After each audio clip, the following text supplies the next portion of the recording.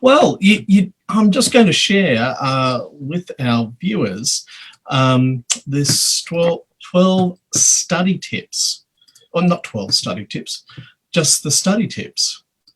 Now, you liked the look of this, did you? Yes, I did. I just made this up as a kind of summary for my neurodiverse kids that I work with. And because we'd gone through so many, so I just put that together and then I put it up and a few people quite liked it. So I thought we could spend some time talking about this today.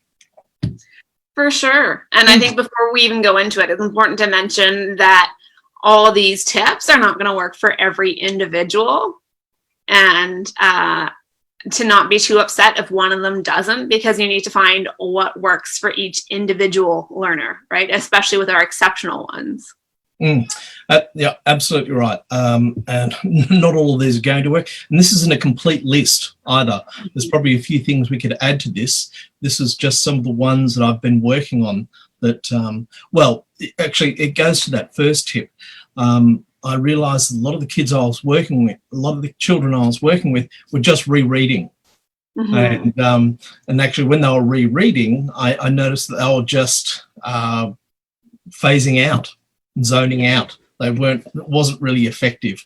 So I tend to tell the kids, not that I'm lazy, if I'm going to have to study or work, I want to make sure it's efficient and effective. And, exactly. And the other thing to point there is it's important that they rephrase it or rewrite it like you have for the next point, because when you hear the same thing over and over again the same way, it's not going to change how you understand it. And that's why, like in professional sports, they get different coaches to come in and provide tips, because hearing it just that different way can mean all the difference. And that's why, you know, students get tutors to help support, because hearing it in a different way, if it didn't make sense the first time, is really, really important. And it increases your understanding and your conceptualization of the things that you're learning. Yeah, absolutely. It can be just a slightly different metaphor or something else in their tone, or they joke about it and you get a different anchor, which helps you learn it and hook it on. But I also find that with just rewriting, I do know kids who just rewrite their notes, and they tend to zone out as well. But on that second point, that rewrite onto palm cards. Or flashcards. Sorry?